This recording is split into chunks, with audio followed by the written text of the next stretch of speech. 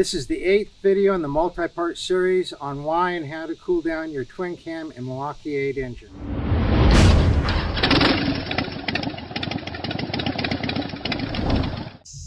Before we get into listing some of the free ways that you can cool down your twin cam and Milwaukee 8 engine, there's been more than a few comments on YouTube that from people who believe that 230 degrees for engine oil, 230 degrees for twin cam, 260 for Milwaukee 8 is just too cold, that their bikes are running 275 to 325 and they're running just fine. Before we look at what Harley has to say, the misconception that 275 to 325 and their bikes are running just fine is not helped at all by all the master techs at all the dealerships saying that it's perfectly normal, you know, they come from the factory, you don't need to worry about that. So again, let's look at what Harley has to say about that. And we have here straight from the Milwaukee 8 manual, with oil at normal operating temperatures of 230 degrees Fahrenheit.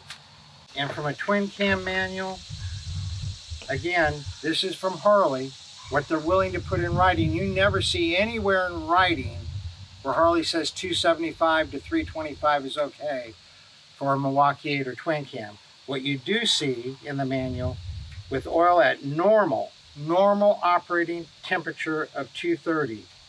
So if that's normal, then that means that 275 and 325 can't be normal. If 230 is normal, 275, 325 can't be normal. They can't both be normal. So jumping into the how can we cool down our twin cam and Milwaukee 8 engines?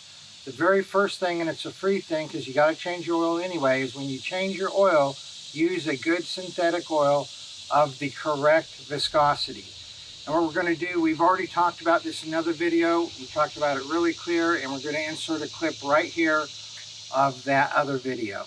You know, any good oil is going to lubricate your engine, but if you want to reduce blow-by, again, follow the manual.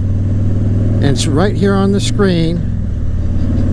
If you ride in predominant temperatures that are predominantly over 60, 70, 80 degrees, then you should run a heavier oil. 2050 oil is not 50 weight oil when it's hot. 2050 oil is 20 weight oil that has viscosity modifiers in it.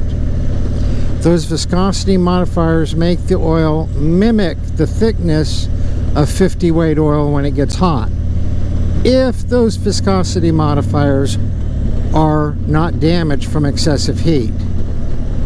But again, due to our friends at the EPA, they have these engines running so hot that even though the oil, quote unquote, is not damaged, it's the additive package in it, which includes the viscosity modifiers, that start getting damaged at 230, 240 degrees. And of course, we routinely see stock engines up in the 300 plus degrees. So while the oil is still going to lubricate, I'm not saying that you're going to get bad lubrication. The additive package is being damaged, and part of that additive package is the viscosity modifiers. So using a synthetic oil of the correct viscosity is going to help cool the engine down. It's going to help it run quieter. You're going to have less blow-by, and the engine's going to last longer. So that's the first thing that you can do to help cool your bike down.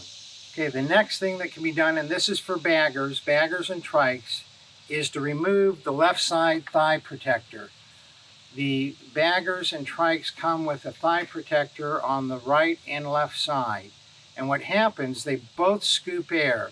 And when they're both scooping air, that air then is behind the rear cylinder and it's just tumbling around because it doesn't have anywhere to go.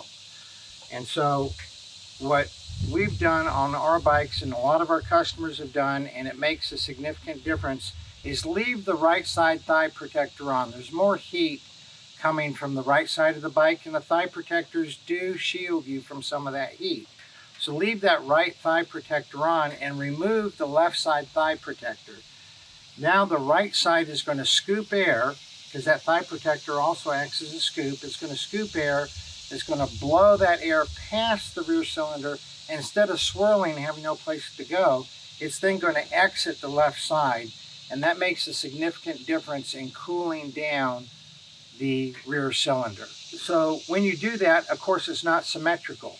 You have a scoop or a thigh protector on the right side and you have nothing on the left side. But you can only look at one side of the bike at a time. So you're not going to really notice that it's not symmetrical because you can only see one side at a time. And so we've had questions asked, why not leave the left side on and remove the right side? Well, if you look at how everything is situated on the side of the rear cylinder, on the left side and right side of the rear cylinder, and behind the rear cylinder, the air will flow more easily from right to left and come out, besides the right side just being hotter anyway. So removing that left side thigh protector, letting the right side act as a scoop and pushing that air past that rear cylinder does a really good job of cooling down the entire engine by getting that rear cylinder cooler. So the next free thing you can do is when the ambient temperatures are 70 degrees or more, is don't run any fork fangs or fork wings and no umbrella baffle in between the forks. The reason why is it blocks a tremendous amount of air that normally would be going past the engine.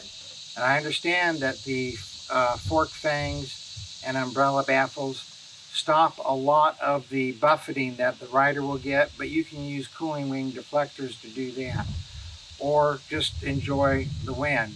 But the fact of the matter is that when a person is in 70, 80, 90 degree weather and they have fork fangs on, fork wings on, or an umbrella baffle, if they remove that, they will have a 20 to 25 degree drop in temperature of their engine just by removing those baffles. Okay, this next one can be a no cost or a high cost mod, and that is get rid of the catalytic converter. Now the catalytic converter is not running it or not running it does not make that much difference in engine temp, but it does make a difference in felt heat.